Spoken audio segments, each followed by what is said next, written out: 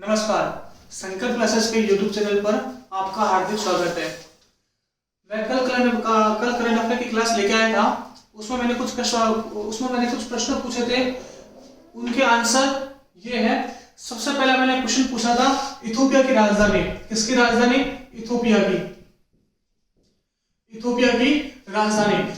की राजधानी क्या है? वह है एडिस अबाबा। ठीक है, इसका आंसर दिया रमेश गुदारा ने। मैंने ये क्वेश्चन पूछा था जब मैंने आपको बताया था WHO का जो हेड है वह कौन है? टेड्रोस अधानोम जिस देश के रहने वाले हैं वह देश है इथोपिया। और मैंने पूछा था इथोपिया की राजधानी, तो इसका आंसर है एडिस अबाबा। दूसरा क्वेश्चन है जो मैंने पूछा था जिनेवा। मैंने पूछा था कि जो WHO है उसका हेडक्वार्टर है जिनेवा, स्विट्जरलैंड के अंदर। और फिर मैंने पूछा था कि WHO के अलावा किन किन का हेडक्वार्टर जिनेवा, स्विट्जरलैंड के अंदर है। तो उसका आंसर बहुत ही शानदार दिया है मोतीलाल बेनीवाल ने, और इनके आंसर है ये WHO के अलावा जिनेवा के अंदर इन सब के हेडक्वार्टर है। सबसे पहला है गेट, दूसरा है रेड क्रॉस, तीसरा यूरोपियन इकोनॉमिक कॉर्पोरेशन मतलब यूरोपीय आर्थिक समुदाय, यूरोपीय ऊर्जा आयोग, संयुक्त राष्ट्र शरणार्थी उच्चायोग मतलब United nation human right commission, इसके अलावा United nation conference on trade and development, European common market, European मुक्त व्यापार संघ WTO विश्व व्यापार संगठन, इसके अलावा वर्ल्ड काउंसिल ऑफ चर्चेस। इसका स्क्रीनशॉट ले लेना, इसको ध्यान में रखना। जिनेवा के अंदर इन सब के अंतरराष्ट्रीय संगठन है, इन सब के अंतरराष्ट्रीय संगठनों के मुख्यालय है। कोई भी एक दे देगा वो उसका पूछ लेगा मुख्यालय कहाँ है, तो आपको उसका आंसर इसमें से लेना पड़ेगा। क्लियर बात? चलता हूं मैं आज की क्लास पे। देखिए, आज की क्लास मैं शुरू कर रहा हूं, उससे पहले मैं आपको बताना चाहता हूं कि जो मेरी लास्ट वाली क्लास है उनको एक बार आप अच्छे से देखिए। मैंने मैक्सिमम करंट अफेयर का कोर्स उसमें करवा दिया है। अब जो मैंने पढ़ाया उसे का मैं वापस रिवीजन करवाता रहूंगा। जैसे मैंने WHO पढ़ा दिया तो WHO का जब भी नाम आएगा तो मैं WHO का रिवीजन करवाता रहूंगा। इस तरह से रिवीजन करने से आपके दिमाग में चीजें सेट हो जाएगी। और क्या होगा कि जब आप करंट अफेयर बार बार रिवीजन करोगे तो आपके दिमाग में सेट होने से आपके एग्जाम में एक भी क्वेश्चन इधर से उधर नहीं होगा। अब आज चालू करता हूं मैं आज की करंट अफेयर की क्लास। सबसे पहले एक सवाल है, निम्न में से विशाखापट्टनम में स्टाइरिन गैस लीक मामले में जांच के लिए गठित बनाई गई 5 सदस्यीय कमेटी बनाई गई, और उस 5 सदस्यीय कमेटी का अध्यक्ष किसे बनाया गया? देखिए, मैं बात करता हूं Visakhapatnam gas leak. Visakhapatnam gas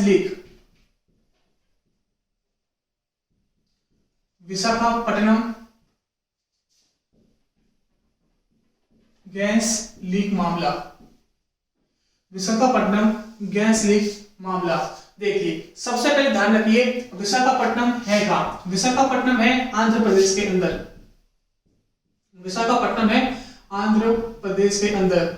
Bharat के आंध्र प्रदेश राज्य में विशाखापट्टनम में एक केमिकल फैक्ट्री थी। उस केमिकल फैक्ट्री का नाम था LG पॉलीमर। क्या नाम था? LG पॉलीमर कंपनी थी। इस LG पॉलीमर कंपनी में एक गैस का रिसाव हो गया। उस गैस का नाम था स्टाइरिन। गैस का नाम क्या था? स्टाइरिन। एक गैस का रिसाव हो गया और उस गैस का नाम था स्टाइरिन। इस स्टाइरिन गैस के रिसाव के कारण कम से कम 15 लोगों की तो मृत्यु हो गई। इसकी कितने लोगों की मृत्यु हो गई? और 15 लोगों की मृत्यु हो गई और दर्जनों लोग इस स्टाइरिन गैस के कारण घायल हो गए, हॉस्पिटलाइज्ड हो गए, अस्पताल में भर्ती हो गए। अब जब इस कारणों का पता लगाने की कोशिश की गई तो पाया गया कि लॉकडाउन के कारण यहाँ पर प्रॉपर स्टाफ नहीं था। इस कारण लापरवाही के चलते यह styrene gas LG polymer factory से लीक हो गई। और जो ये LG पॉलीमर है यह किस कंपनी के अंडर में आती है? यह आती है LG केमिकल्स की। LG केमिकल्स कंपनी के अंडर में आती है। LG केमिकल्स कंपनी के अंडर में काम करती है ये LG पॉलीमर, और इस LG पॉलीमर से स्टाइरिन गैस का रिसाव हुआ। और अभी वर्तमान में क्या हुआ, इसके कारणों का पता लगाने के लिए, मतलब यह रिसाव किसके लिए हुआ, इसमें किसकी लापरवाही है, इसके कारणों का पता लगाने के लिए भारत सरकार ने एक 5 सदस्यीय कमेटी का गठन किया है। कितने सदस्यीय कमेटी का गठन किया है, तो 5 सदस्यीय कमेटी का गठन किया है। और इसके जो अध्यक्ष है वो अध्यक्ष किसे बनाया गया है, वो अध्यक्ष बनाया गया है नीरव कुमार को। किसको बनाया गया है, नीरव कुमार को। मतलब Nirav Kumar Stalin gas leak मामले की जांच करने की 5 सदस्यीय कमेटी के अध्यक्ष है। अब मैं बात करता हूं नीरव कुमार। नीरव कुमार है कौन, नीरव कुमार भारत के पर्यावरण मंत्रालय के सचिव है। कौन है, पर्यावरण मंत्रालय के सचिव, पर्यावरण मंत्रालय के सचिव, पर्यावरण मंत्रालय के सचिव है कौन, नीरव कुमार। क्लियर बात।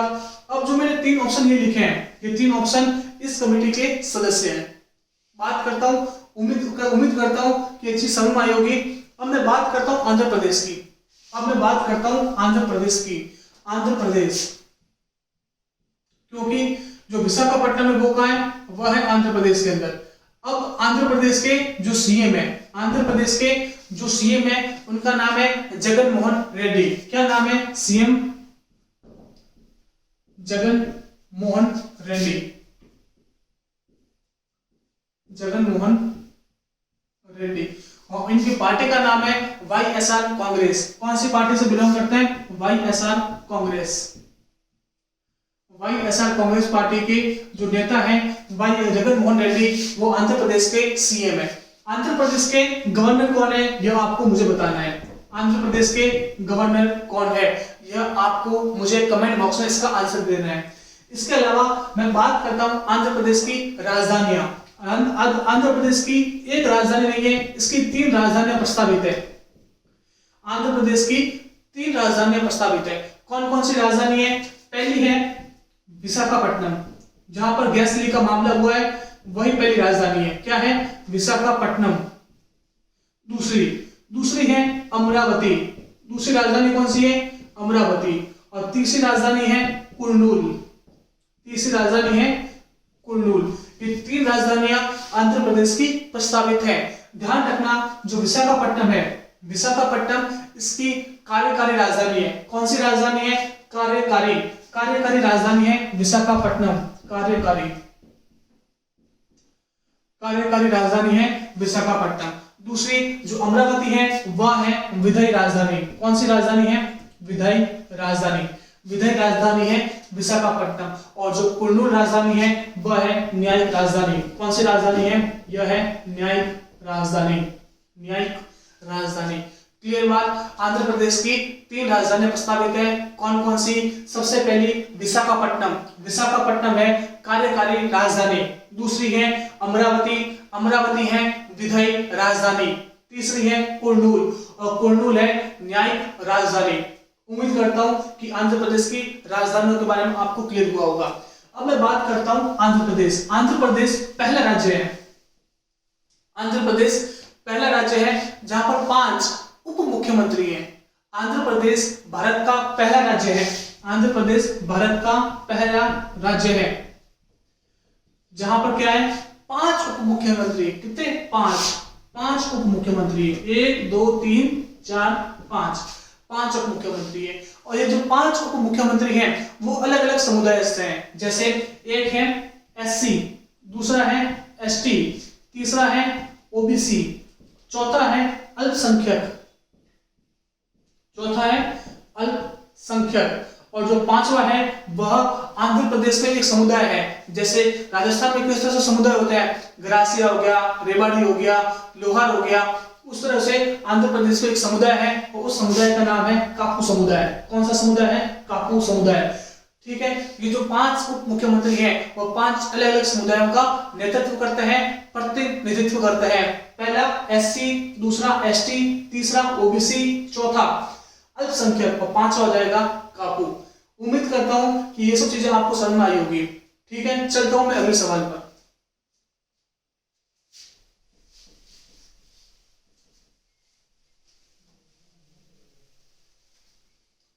देखिए, निम्न में से किस कार्यक्रम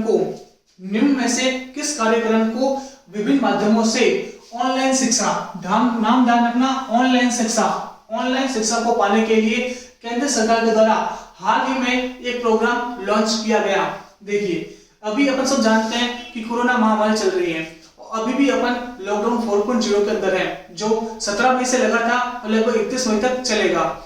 इस लॉकडाउन के अंदर सारी सुविधाएं चालू हो गई है, लेकिन स्कूल, कॉलेज, सिनेमाघर, मॉल वर्तमान में भी बंद है, क्योंकि भीड़ भाड़ वाली जगह है और यहाँ पर सोशल डिस्टेंसिंग मेंटेन करना बहुत मुश्किल का काम है। इसी कारण आज आप भी घर में बैठे मेरी क्लासों को देख रहे हो, तो सरकार ने भी एक पहल की है ताकि घर बैठे बच्चे ऑनलाइन शिक्षा प्राप्त कर सके, और इस पहल का नाम क्या है? ई विद्या। क्या है इस पहल का नाम? ई विद्या। अभी रविवार के दिन भारत की जो वित्त मंत्री हैं निर्मला सीतारमण, उन्होंने प्रेस वार्ता की और उन्होंने प्रेस वार्ता में भारत में ऑनलाइन शिक्षा बढ़ाने का जोर दिया, ताकि अलग अलग जो विद्यार्थी हैं जो पिछले गांव में हैं वो ऑनलाइन शिक्षा से भारत में शिक्षा प्राप्त कर सके। इस ई विद्या पोर्टल के थ्रू वित्त मंत्री सीतारमण ने क्या बोला कि हम 12 चैनल बनाएंगे। क्या बनाएंगे? 12 चैनल। यह चैनल यूट्यूब पे नहीं होंगे। जो 12 चैनल है ई विद्या प्रोग्राम के तहत, यह चैनल यूट्यूब पे नहीं होंगे। यह चैनल होंगे कहां पर? DTH पर। DTH मतलब direct to home. DTH 12 channel होंगे। DTH मतलब जो आपके घर पे जो टीवी आ रहा है, जो फ्री में चैनल आएंगे वो 12 चैनल होंगे। जो ये 12 चैनल होंगे वह क्लास 1 से 12 तक के होंगे। क्लास 1 से 12 तक के लिए, मतलब हर एक क्लास के लिए एक डेडिकेटेड, एक पूरी तरह से समर्पित एक DTH चैनल होगा। इसी तरह से 12 क्लासों के लिए 12 चैनल बनाए जाएंगे। दूसरा क्या बताया गया इस ई विद्या प्रोग्राम के तहत कि जो आपकी बुक्स हैं 1 से लेकर 12 तक क्लासों की जो बुक्स है, उस हर बुक्स के हर पेज पर एक QR कोड होगा। क्या होगा? QR कोड आपने देखा होगा कि जैसे अपन उसको स्कैन करते हैं, आपने पेटीएम यूज किया होगा, उस पेटीएम में भी आपका QR कोड होता है, उसको स्कैन करके अपन पैसा ट्रांसफर कर देते हैं। तो उसी तरह से हर पेज पर, हर बुक की हर पेज पर एक QR कोड होगा। इस तरह से QR कोड होता होगा, आपने देखा होगा, इस तरह से QR कोड होता है। इसको स्कैन करेंगे तो अगर उस पेज के किसी भी पेज के अपन उस QR कोड को स्कैन करेंगे तो उस पेज पर जो सारे इंफॉर्मेशन है, वो सारी वीडियो है, वो अपन को मिल जाएगी। यह है ई विद्या प्रोग्राम। इस तरह की पहल चालू की है वित्त मंत्री सीतारमण ने, ताकि बच्चे घर बैठे ऑनलाइन शिक्षा ले सके। इसके अलावा क्या किया है? जो भारत की टॉप 100 यूनिवर्सिटी है, कितनी? भारत की जो टॉप 100 यूनिवर्सिटी है, जिसमें IIT हो गया, IIM हो गया, एम्स हो गया, उनको बोला है कि 31 मई तक आप जो भी ऑनलाइन कोर्सेज चालू करना चाहते हैं वो आप चालू कीजिए, आपको परमिशन की कोई जरूरत नहीं है। इस तरह से वित्त मंत्री सीतारमण ने भारत में ऑनलाइन शिक्षा को बढ़ावा देने का एक तरीका खोजा है, जिसमें DTH चैनल को चालू किया गया, ऑनलाइन शिक्षा को बढ़ावा दिया गया। उम्मीद करता हूं कि आपको समझ में आया होगा। उसका जो आंसर है वह है ई विद्या। क्लियर? अब आपसे एक यहाँ पे सवाल है कि जो एजुकेशन होती है वह किस मंत्रालय के अंदर आती है? वह आती है MHRD के अंदर। MHRD मतलब ministry of human resource and development, मानव संसाधन विकास मंत्रालय। इसके अंतर्गत आती है एजुकेशन। आपको बताना है इस MHRD मंत्री का क्या नाम है। MHRD के मंत्री वर्तमान में कौन है, यह आपको बताना है नीचे कमेंट बॉक्स में। उम्मीद करता हूं कि समझ में आया होगा। चलता हूं अगले सवाल पर।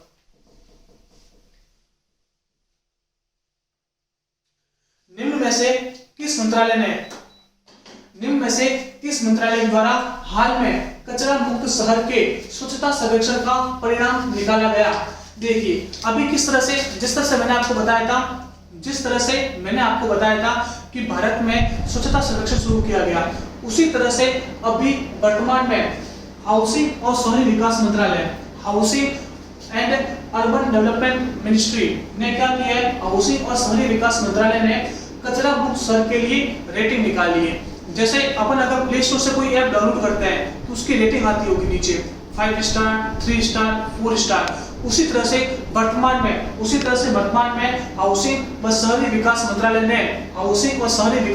ने कचरा मुक्त शहर को रेटिंग दी है 5 स्टार, 3 स्टार, 1 स्टार। इस तरह से रेटिंग दी है। अब जो 5 स्टार रेटिंग दी गई है, जो 5 स्टार रेटिंग दी गई है वह दी गई है 6 शहरों को। 5 स्टार रेटिंग दी गई है वह दी गई है 6 शहरों को, मतलब इनमें कचरा प्रबंधन बहुत बढ़िया है। इन 6 शहरों को 5 स्टार रेटिंग कौन से मंत्रालय ने दी है? यह दी है हाउसिंग और शहरी विकास मंत्रालय। अब मैं आपको इन 6 शहरों के नाम बता देता हूँ, इंपॉर्टेंट नहीं है याद रखना, लेकिन आपकी जनरल नॉलेज के लिए मैं इन 6 शहरों के नाम आपको बता देता हूँ। कौन कौन से नाम है एक बार आप ध्यान रखिएगा। देखिए, एक है नवी मुंबई, नवी मुंबई। दूसरा है इंदौर, तीसरा है अंबिकापुर, तीसरा है अंबिकापुर, नवी मुंबई, इंदौर, अंबिकापुर। इसके अलावा मैसूर, मैसूर, सूरत, मैसूर, सूरत और राजकोट, और है राजकोट। ये 6 शहर हैं। कौन कौन से? राजकोट, नवी मुंबई, इंदौर, अंबिकापुर। अंबिकापुर कहां पे पड़ता है? यह पड़ता है छत्तीसगढ़ के अंदर। कहां पे पड़ता है? छत्तीसगढ़। मैसूर और सूरत, इन शहरों को इस कचरा शहर के प्रबंधन में 5 स्टार रेटिंग दी गई है। मतलब ये जो 6 शहर हैं ये कचरा प्रबंधन बहुत अच्छे ढंग से कर रहे हैं। क्लियर? एक बात ध्यान रख लेना, लेकिन एग्जाम में नहीं पूछेगा किन शहरों को 5 स्टार रेटिंग दी गई है, लेकिन आपकी जनरल नॉलेज के लिए ये ध्यान जानना बहुत जरूरी था। उम्मीद करता हूँ कि समझ में आया होगा। चलता हूँ अगले सवाल पर।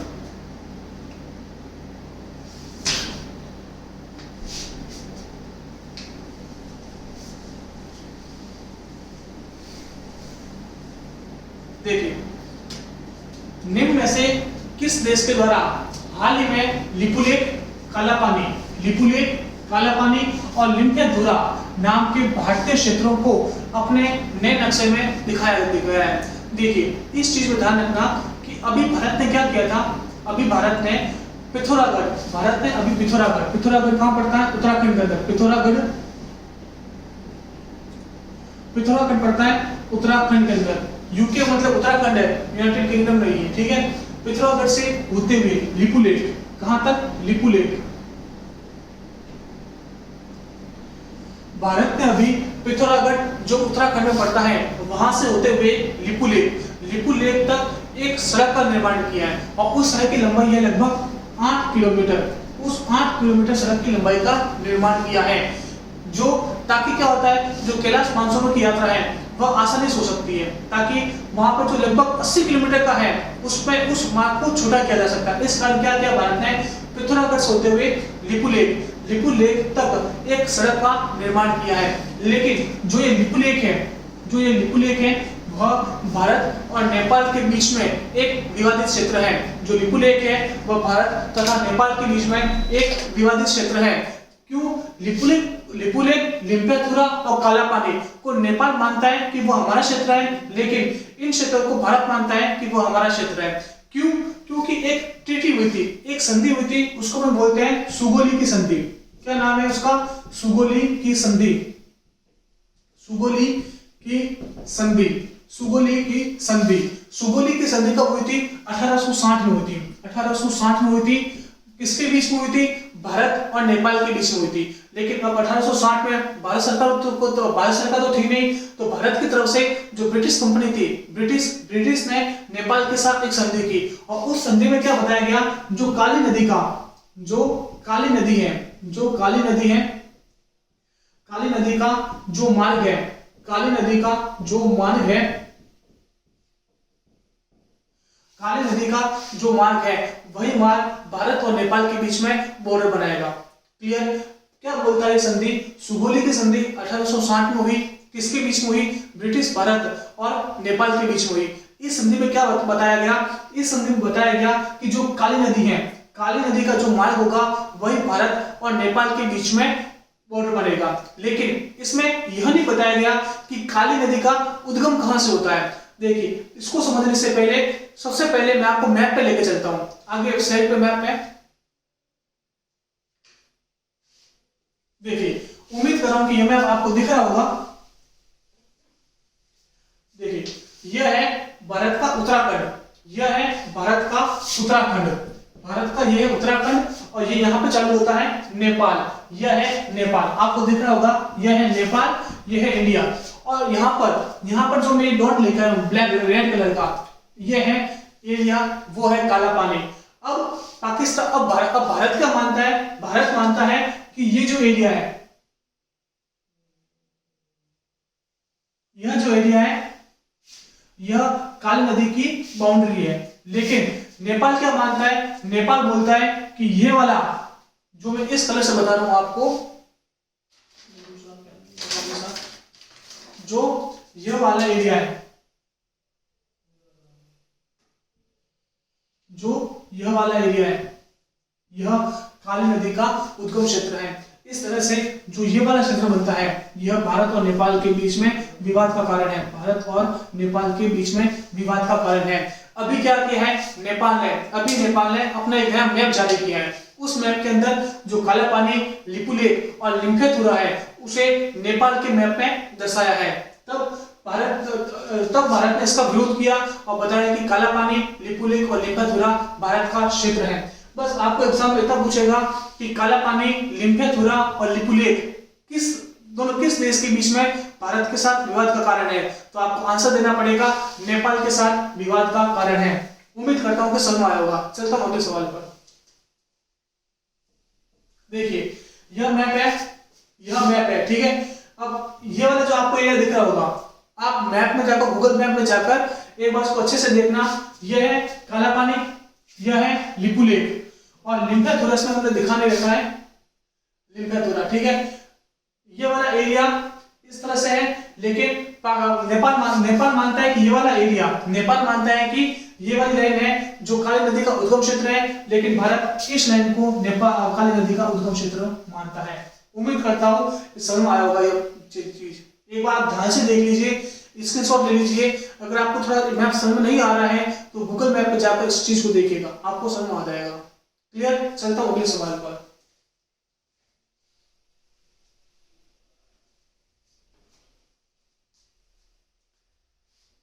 निम्न में से किस राज्य सरकार ने सुकून कोविड-19 बीट द स्ट्रेस, पूरा नाम है यह, सुकून कोविड-19 बीट द स्ट्रेस नामक पहल शुरू की है।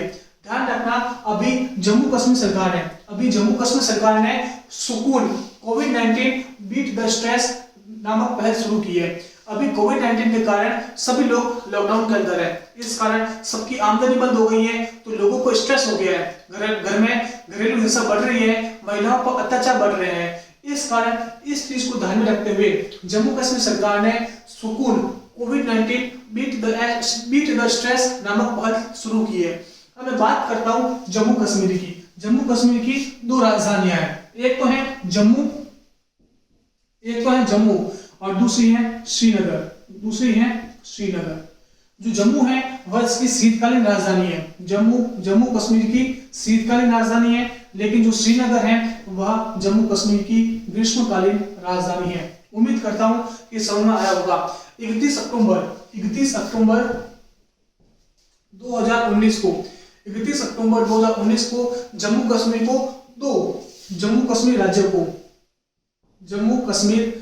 राज्य को दो यूनियन टेरिटरी में बांट दिया गया, दो केंद्र शासित प्रदेश बना दिए गए, ठीक है। 31 अक्टूबर 2019 को जम्मू कश्मीर के दो पार्ट कर दिए गए, दो केंद्र शासित प्रदेशों में बांट दिया गया। एक तो था जम्मू और दूसरा था लद्दाख, ठीक है। अब जम्मू की राजधानी तो आ गई जम्मू और श्रीनगर, और दूसरा लद्दाख की राजधानी हो गई लेह। क्लियर बात? अब मैं बात करता हूं कि जम्मू कश्मीर केंद्र शासित प्रदेश बनने के बाद वहां पर प्रथम लेफ्टिनेंट गवर्नर को बनाया, प्रथम उपराज्यपाल, जम्मू कश्मीर का प्रथम उपराज्यपाल। क्योंकि मैंने आपको बताया था कि जो राज्य होते हैं उनके होते हैं गवर्नर, लेकिन जो केंद्र शासित प्रदेश होते हैं उनके होते हैं लेफ्टिनेंट गवर्नर अर्थात उपराज्यपाल। तो जो जम्मू कश्मीर है उसका प्रथम उपराज्यपाल कौन बना, तो वह बना है गिरीश चंद्र मुर्मू। क्या नाम है उसका? गिरीश चंद्र मुर्मू। गिरीश चंद्र मुर्मू जम्मू का प्रथम उपराज्यपाल बना है। अब आपको बताना है कि जो लद्दाख है उसका प्रथम उपराज्यपाल कौन बना है। मैंने बता दिया कि जो जम्मू कश्मीर है उसका जो प्रथम उपराज्यपाल बना है वह है गिरीश चंद्र मुर्मू।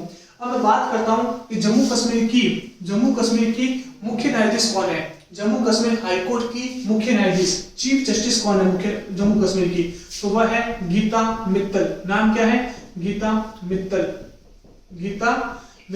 और यह प्रथम महिला जम्मू कश्मीर की मुख्य न्यायाधीश है। प्रथम महिला है जो जम्मू कश्मीर हाईकोर्ट की मुख्य न्यायाधीश है। और अगर मैं बात करता हूं आगे जम्मू कश्मीर में कौन कौन से नेशनल पार्क हैं। जम्मू कश्मीर में कौन कौन से नेशनल पार्क हैं। जम्मू कश्मीर में कौन कौन से नेशनल पार्क हैं, तो सबसे पहले ध्यान रखना, सबसे पहला है सलीम अली नेशनल पार्क। आपको बताना है सलीम अली बर्ड सेंचुरी कहाँ है। मैंने आपको बताया सलीम अली नेशनल पार्क राष्ट्रीय अभयारण्य कहाँ है, जम्मू कश्मीर में। आपसे सवाल है कि सलीम अली बर्ड सेंचुरी या सलीम अली पक्षी अभयारण्य कहाँ है, यह आपको बताना है। दूसरा है दच्चीग्राम नेशनल पार्क। और तीसरा है किश्तवाड़ नेशनल पार्क। इस तरह से जम्मू कश्मीर में 3 नेशनल पार्क है। कौन कौन से? Salim Ali national park, Dachigam national park और किश्तवाड़ नेशनल पार्क। उम्मीद करता हूं कि जम्मू कश्मीर के बारे में ये सब चीजें आपको समझ में आई होगी। जम्मू कश्मीर में 2 झीलें भी हैं, एक का नाम है डल झील और दूसरे का नाम है वुलर झील।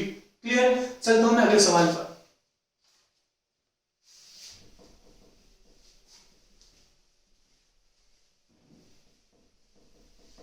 देखिए, सबसे पहला है कि भारत के लोकोमोटिव में बनाया गया रेलवे का सबसे शक्तिशाली 12,000 HP का लोकोमोटिव का कॉमर्शियल रन प्रारंभ हुआ है। और इसका निर्माण किस कारखाने में किया गया है। देखिए, भारत के लोकोमोटिव कारखाने हैं अलग अलग, ठीक है। उनमें अभी भारत का सबसे शक्तिशाली रेलवे इंजन जिसकी क्षमता है लगभग 12,000 HP, कितनी है? 12,000 HP का निर्माण हुआ।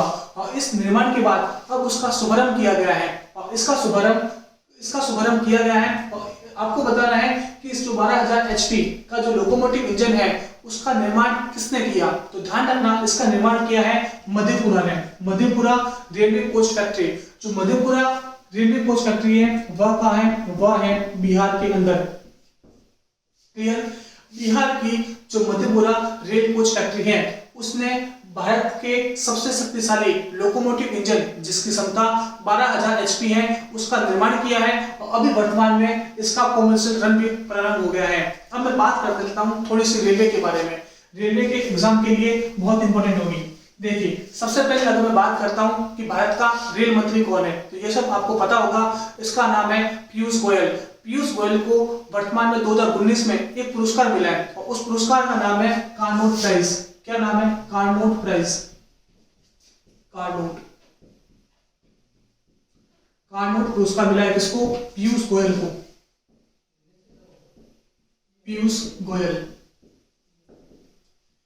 गोयल जो भारत के वर्तमान में रेल मंत्री है। इसके अलावा मैं बात करता हूं कि भारत में जो रेलवे के चेयरमैन है, रेलवे बोर्ड के चेयरमैन कौन है? उनका नाम है विनोद कुमार यादव। इसके अलावा मैंने आपको बताया था कि भारत में पहले जो रेलवे के जोन थे वह कितने थे? 17 थे। भारत में जो पहले रेलवे के जोन थे वो 17 थे। उसके बाद एक और बना दिया गया। तो वर्तमान में भारत में कितने रेलवे जोन है? वो है 18। भारत में कितने रेलवे जोन है? तो वो है 18। ठीक है। अब जो 18वां रेलवे जोन बना है उसका नाम क्या है? उसका नाम है साउथ कोस्ट रेलवे। क्या नाम है? South coast railway. जो 18वां रेलवे जोन बना है उसका नाम है साउथ कोस्ट रेलवे। और जो साउथ कोस्ट रेलवे है इसका हेडक्वार्टर कहाँ है? इसका हेडक्वार्टर है विशाखापट्टनम।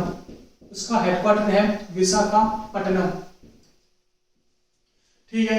रेलवे के पहले 17 जोन थे, अब 18वां जोन हो गया है। उस 18वें जोन का नाम है साउथ कोस्ट रेलवे और इसका जो हेडक्वार्टर है वह है विशाखापट्टनम।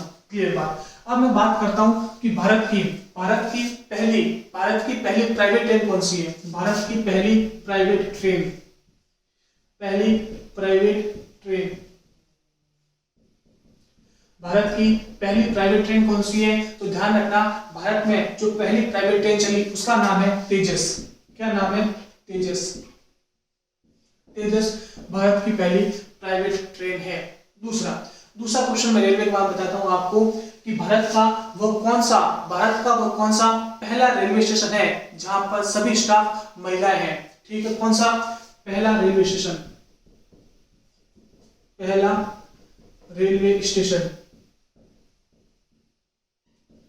रेलवे स्टेशन कौन सा है जहां पर सभी स्टाफ महिला है?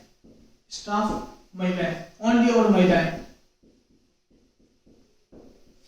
भारत में वो पहला रेलवे स्टेशन कौन सा है जहां पर सभी स्टाफ महिला है? तो ध्यान रखना, वो रेलवे स्टेशन है मातुंगा। क्या नाम है उसका? Matunga railway station. Matunga railway station. और यह कहाँ है? यह है महाराष्ट्र के अंदर। मुंबई में मातुंगा रेलवे स्टेशन है जहां पर सभी स्टाफ महिला है और यह पहला भारत का रेलवे स्टेशन है। लेकिन ध्यान रखना, जो मातुंगा रेलवे स्टेशन है यह उपनगरीय क्षेत्र का है। उपनगरीय, सब अर्बन या उपनगरीय रेलवे स्टेशन है। लेकिन अगर मैं बात करता हूं कि मेजर रेलवे स्टेशन, जो बड़ा रेलवे स्टेशन है जहां पर सभी महिलाएं, जहां पर सभी स्टाफ महिला है, तो उसका आंसर आ जाएगा वो है जयपुर का गांधीनगर। वह है जयपुर का गांधीनगर रेलवे स्टेशन। क्लियर?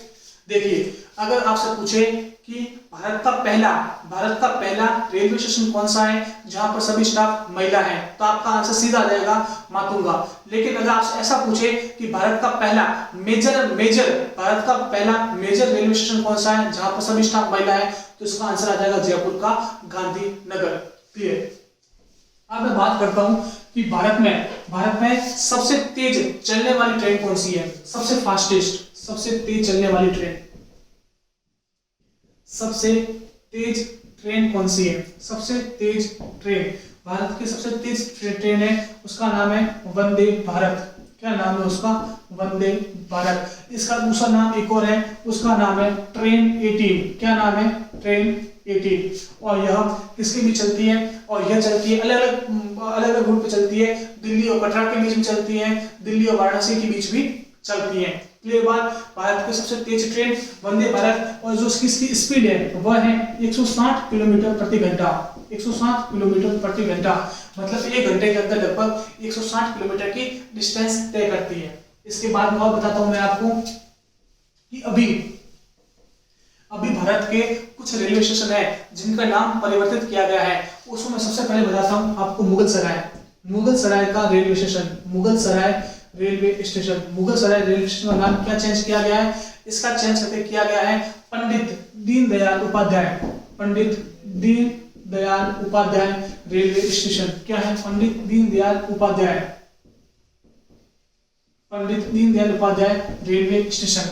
दूसरा एक और रेलवे स्टेशन है, उसका नाम है रॉबर्टगंज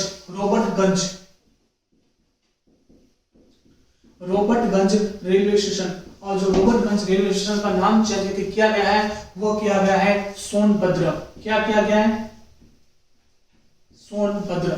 ठीक है, रॉबर्टगंज रेलवे स्टेशन का नाम चेंज करके किया गया है सोनभद्र। और जो मुगल सराय रेलवे स्टेशन था उसका नाम परिवर्तित करके किया गया है पंडित दीनदयाल उपाध्याय रेलवे स्टेशन। ये सारी बातें हैं जो रेलवे के बारे में महत्वपूर्ण थी, मैंने आपको बता दी है। क्लियर बात?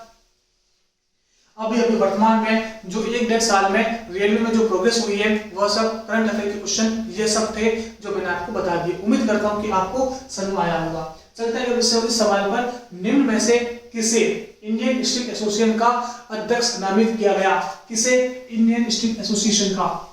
ठीक है, तो इसका आंसर है दिलीप ओमान। ठीक है, Dilip Oman Indian steel association के अध्यक्ष बने हैं। मैं बात करता हूं सुनील मेहता कौन है? पीएनबी के चेयरमैन है। कौन है? PNB, Punjab national bank, PNB के चेयरमैन है। और इसी के साथ इंडियन बैंक एसोसिएशन के भी चेयरमैन है।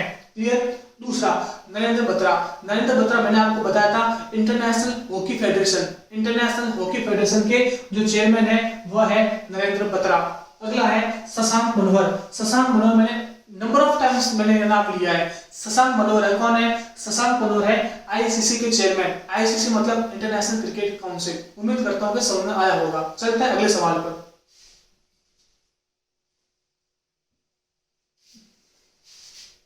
देखिए अभी एक जो ऐप है वह बहुत न्यूज में रहा है। उस ऐप का नाम क्या था? टिकटॉक। अभी टिकटॉक बहुत न्यूज में रहा है।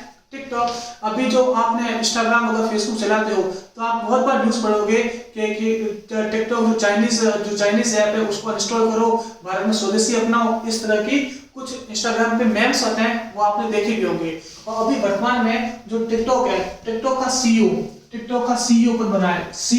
टिकटॉक का सीईओ कौन बना है? तो टिकटॉक का सीईओ बना है केविन मेयर टिकटॉक के सीईओ है। चूंकि टिकटॉक अभी बहुत न्यूज में है, इसका सीईओ पूछ लेगा एग्जाम के अंदर, तो कौन बना है? वह बना है केविन मेयर। अगर मैं बात करता हूं जैक डॉर्सी कौन है? वह है ट्विटर के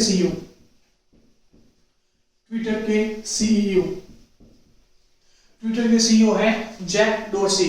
मार्क जुकरबर्ग आप सबको पता होगा फेसबुक के सीईओ है। उसके बाद सत्य नाडेला भारतीय है। और यह किस कंपनी के सीईओ है? यह है माइक्रोसॉफ्ट के सीईओ। किसके? माइक्रोसॉफ्ट के सीईओ है।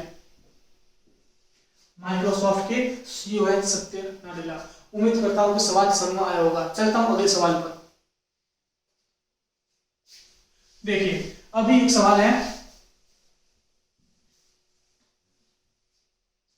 अभी हाल ही में एक ग्रुप है, उसका नाम है तालिबान एक ग्रुप है, वह न्यूज में रहा। ठीक है, वह किस देश में स्थित है? ध्यान रखना इस चीज की शुरुआत होती है 9/11 का अटैक। 9/11 का अटैक हुआ कहां था? वह हुआ था अमेरिका के वर्ल्ड ट्रेड सेंटर पर। कहां पर हुआ था? अमेरिका के WTP पर। कब हुआ था? 9/11 का मतलब आपको पता होना चाहिए 11 सितंबर 2001 को यह अटैक अमेरिका के वर्ल्ड ट्रेड सेंटर पर हुआ। क्लियर बात? अब जब ये अटैक अमेरिका के वर्ल्ड ट्रेड सेंटर पर हुआ तो इस आक्रमण की जिम्मेदारी ली थी तालिबान ने। आपने नाम सुना होगा, इस तालिबान के हेड का नाम क्या है? ओसामा बिन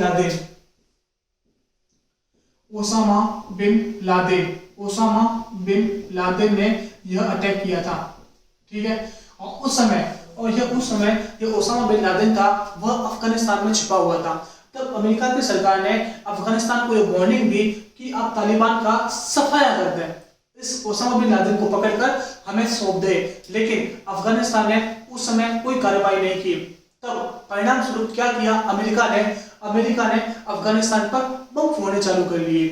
अमेरिका ने तालिबान को समाप्त करने के साथ साथ तालिबान को तो वो समाप्त कर नहीं पाया, लेकिन उसने अफगानिस्तान देश का नामो निशान मिटा दिया।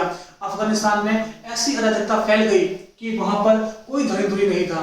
क्लियर बात? तब अमेरिका ने अफगानिस्तान में अपनी सेनाएं भेजी। क्या किया? अमेरिका ने अफगानिस्तान में अपनी सेनाएं भेजी और वहां पर चुनाव करवाकर एक डेमोक्रेसी की स्थापना करने की कोशिश की। और उसलिए उसने वहां पर एक राष्ट्रपति बनाया। राष्ट्रपति कौन है? मैंने आपको 2 दिन क्लास में बताया था, वो था अशरफ गनी।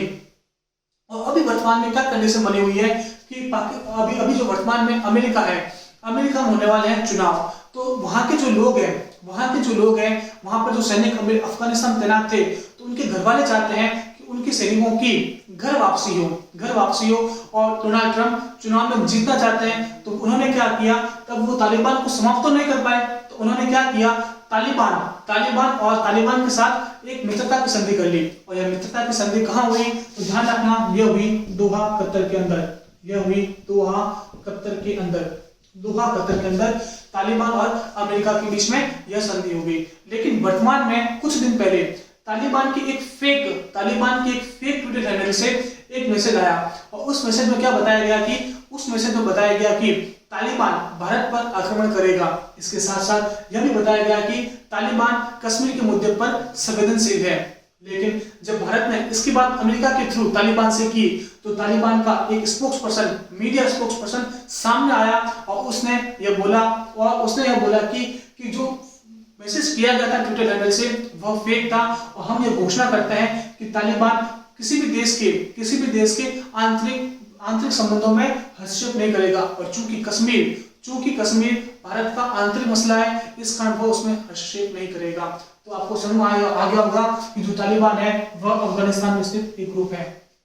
मैंने आपको सारी चीजें बता दी है इसके बारे में। यह आज का लास्ट सवाल था। उम्मीद करता हूं कि आपको क्लास अच्छी लगी होगी। आपका जो भी सजेशन है नीचे कमेंट बॉक्स में दीजिएगा। वीडियो को ज्यादा से ज्यादा लाइक, शेयर और कमेंट करें। आज क्लास यहीं पर रखते हैं, मिलते हैं अगली वाली क्लास में।